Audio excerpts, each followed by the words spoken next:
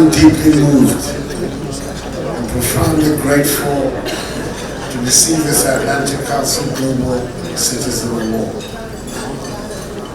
This moment cannot just be about me. It is about the people of Ghana who inspire me with their resilience, their strength, and unwavering belief in a brighter future. They are the true global citizens, and I accept this award on their behalf.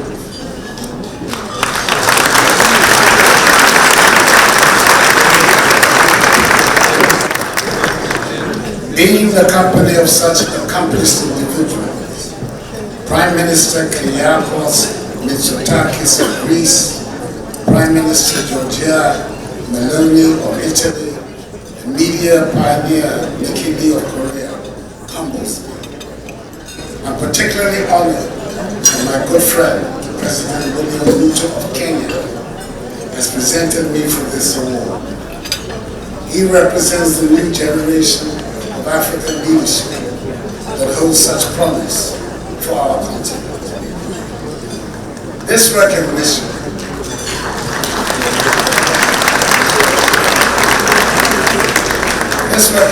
reminds me that as President of Ghana, my leadership has been deeply shaped by the principles of unity, democracy, and the shared global responsibility. In today's interconnected world, no nation can stand alone. Our future as Ghanaians, as Africans, and as members of the global family depends on our ability to work together and lift each other up. Throughout my presidency, I've seen firsthand the power of collaboration.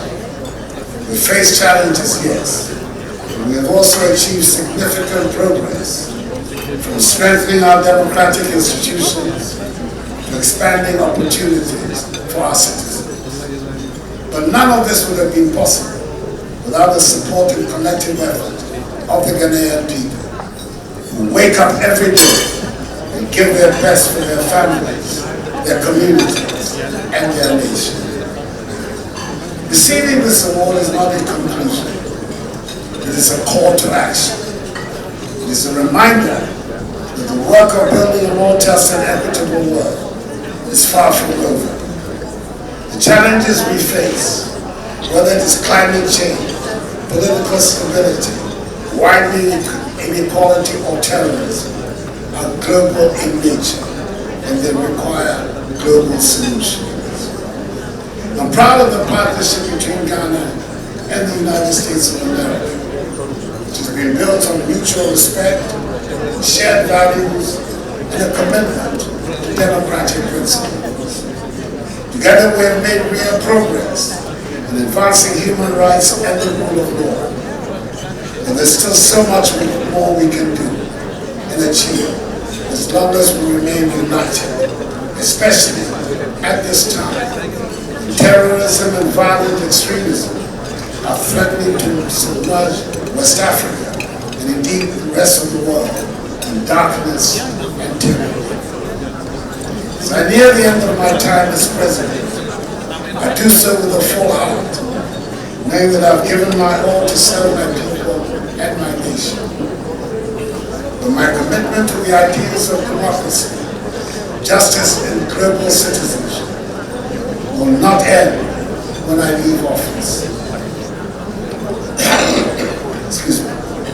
I'll continue to advocate for these values because they are the key to a future where every person has a chance to thrive regardless of where they are born. I believe all of this is best summed up by the greatest of English metaphysical poets of the 17th century, John Donne, when he made the famous pronouncement, "No man is an island entire of itself. Every man is a piece of the continent, a part of the man." To the Atlantic Council, thank you for this honor. To my fellow honorees, I extend my warmest congratulations and respect. And to everyone here tonight, Let us leave this room with a renewed sense of purpose, knowing that when we work together, we can create a brighter world for all. I thank you. And welcome to the Atlantic Council Global Citizen Awards. And it's a pleasure to be with all of you here tonight.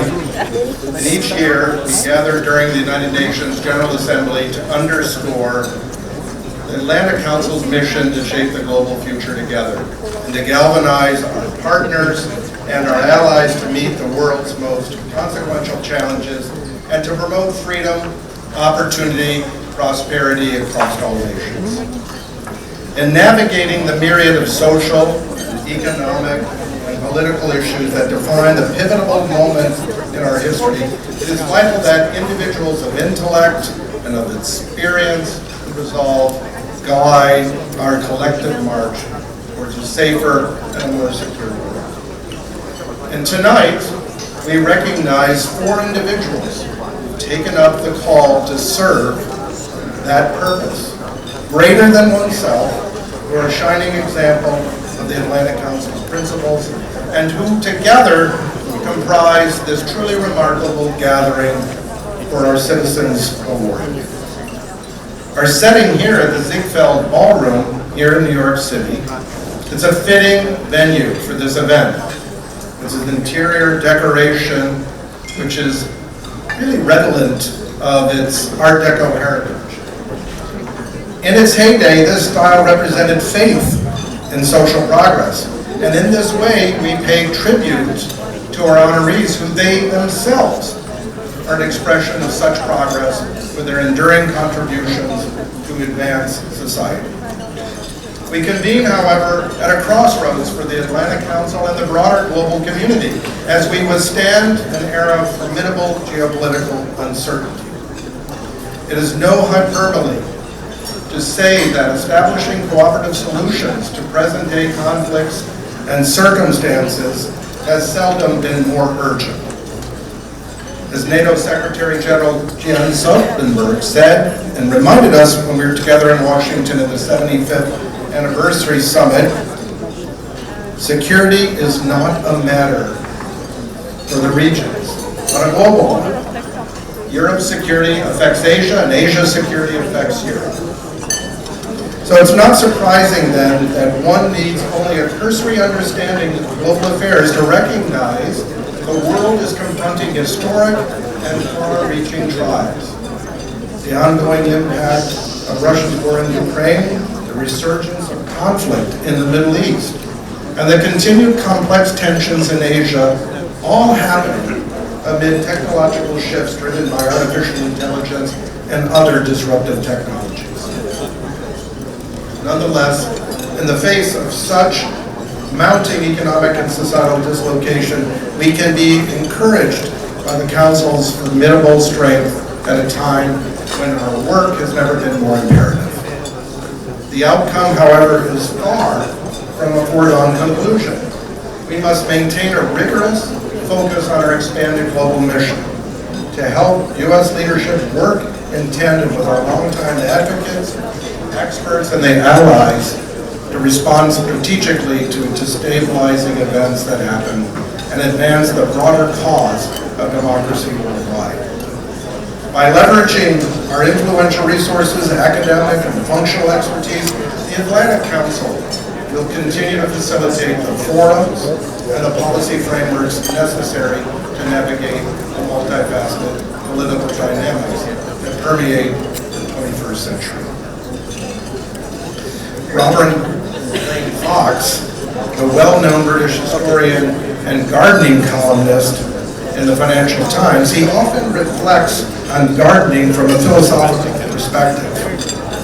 In one of his works, he touches on the metaphor of a gardener needing a two-way mirror to see sideways and forward. What he means by this is that a gardener must have dual vision, simultaneously looking at the present and the future. Seeing sideways refers to an understanding of the current state of the garden, paying attention to the details, the managing of the plants and other forms that they are now. Meanwhile, seeing forward points to the gardener's need to plan ahead, anticipating growth, seasonal changes, and long-term development. Essentially, it's about balancing short-term care with long-term vision. Now, September, we're all gathered here, it's a transitional month. It's straddling both the summer and autumn, a period of subtle overlap where warmth and blooms linger, but with the signs of the fall, as cooler evenings and changes in light affect us all.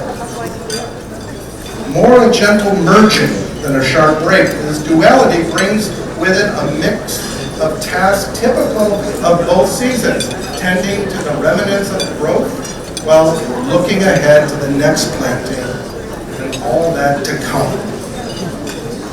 So why am I speaking to you all about gardening, particularly when I'm really not a very good gardener? We convene on this September evening in New York City. I think we can look at the world, current circumstances, and our respective roles and our responsibilities much the same way. As we transition from what has been to what will be in the natural course of events and things, we must seek enjoyment and optimism in our life. What we tend to, the decisions that we make, and in our hopes to reap the fruits of our labor in due time. At the same time, it behooves us to keep our gaze appropriately trained on the sideways. The current state of our environment, managing things as they are, in essence, getting through the day and the night before we can focus on the week. This is because we live in a complex world with risks seen and unforeseen and disruptions to our plans and other impediments to progress our everyday realities, whatever the context may be. The natural world exists in its own duality, a state of short-term degenerative decay for the sake of long-term natural rebirth. So similarly, in ours, we must keep our eyes fixed on the sideways, for all we must look for, grapple with, and overcome in the moment if we are to bridge to all that's possible in the future, and look forward if we are to advance society and its effect on positive change for generations to come. It has been insightfully noted, as we let our own lights shine, we unconsciously give other people permission to do the same. And this evening, the Atlantic Council recognizes a rare few who inspire us and the world to believe in something better and strive for something brighter and safeguard those ideals we hold sacrosanct. They represent the very best of our transatlantic partnership and serve as beacons, guiding us towards the highest aspiration. It's now my privilege to add 4 exemplary gold citizens to the roles of our past honorees who have distinguished themselves each in their own way and made an indelible and enduring contribution to the world. The son of the Gold Coast, he spent his childhood abroad, eventually returning to become a high school teacher and ultimately the 8th president of Congress. Fleeing his country as a child, our next honoree, he found his way back home before finding success at Harvard and his business career, and finally the Prime Minister of Greece. A young girl of determination, filled with youthful activism, she would become a Prime Minister of Italy by step, moving herself out of her condition and charting her own future. A Hollywood kid in Korea, her early passion for television and film would propel her cultural and artistic storytelling to a world stage and earn her Academy Award. Ladies and gentlemen, these are the 2024 Global Citizens.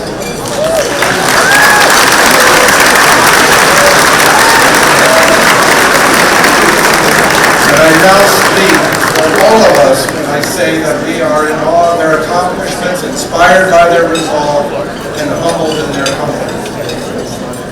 So now let's begin our program by turning your attention to the screens as we recognize our first honoree. Whole world, and West Africa should be peaceful and prosperous. President Nana Addo Akufo-Addo has become a symbol of hope and progress for Ghana. We want to develop our nation as a democracy. It is a country where freedom and respect for human rights and the rule of law are paramount to a system of governance. With a clear vision, he tackles the challenges of our time and confronts historical injustices, ensuring that the past does not hinder Africa's future. We cannot, and the world should not pretend, that the present-day economic and social conditions of Africa have nothing to do with the historical injustices and the fashioned structures of the world. His focus on recovery and resilience has helped his country bounce back from a financial crisis.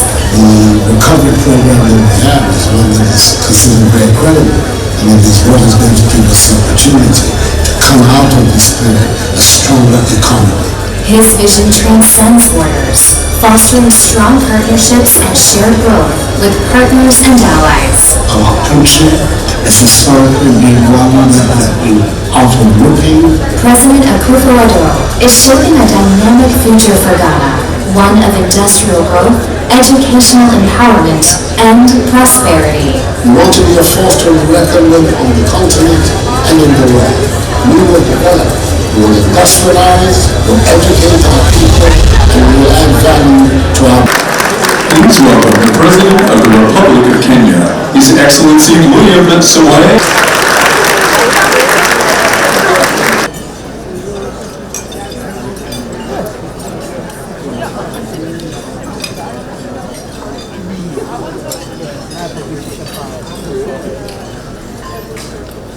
Distinguished guests, ladies and gentlemen, tonight I have the great honor of introducing to you a leader who just doesn't talk about leadership, he shows it in action. His Excellency Nana Addo Akufo-Addo is affectionately known in Ghana as Addo Showboy. This nickname captures his deep cultural roots and his reputation for decisive leadership. His surname, Addo, reflects a lineage of public service and leadership spanning generations. What about Showboy? What about Showboy? It captures his deep roots. That's because his modern leadership, time and again, demonstrates that true leadership is about action, not words. Born on the 29th March 1944 in Kevi in eastern region of Ghana, Nana Akufo-Addo comes from a family known for its enduring commitment to public service. His father, Edward Akufo-Addo, was one of the Big Six, the founding fathers of Ghana who fought for the nation's independence. This spirit of duty to serve runs through his veins, and from an early age, he embraced the belief that true leadership is about making a difference in people's lives. I deeply admire my brother and friend, President Nana Addo Akufo-Addo, for his courage and determination in steering Ghana through economic and political challenges, laying the groundwork for its transformation. Ask any Ghanaian, and they will speak proudly of the free senior high school policy, which has transformed lives by making education accessible to all. President Akufo-Addo's vision of Ghana Beyond Aid has inspired not just Ghanaians, but Africans across the continent to pursue self-reliance and take control of their destinies. His leadership is revered throughout Africa, especially with bold moves like the abolition of visa and visa requirements for Africans by the end of 2024, underscoring his belief in unity. I share with President Akufo-Addo a strong commitment to the African Union's Agenda 2063 and the potential for African Continental Free Trade Area to drive African growth. His leadership, whether through transforming agriculture with planting for food and jobs, or industrializing Ghana through the One District, One Factory initiative, remains focused on advancing his people. As a famous African proverb says, if the cat wants to dance, it doesn't wait for the drums to be beaten. Addo Showboy never waits for the perfect moment. He takes initiative and leads from the front. Ladies and gentlemen, it is my great pleasure to introduce to you His Excellency Nana Addo Dango Akufo-Addo, Addo Showboy, the President of the Republic of Ghana, very best champion of all citizens. A warm welcome. He richly celebrates.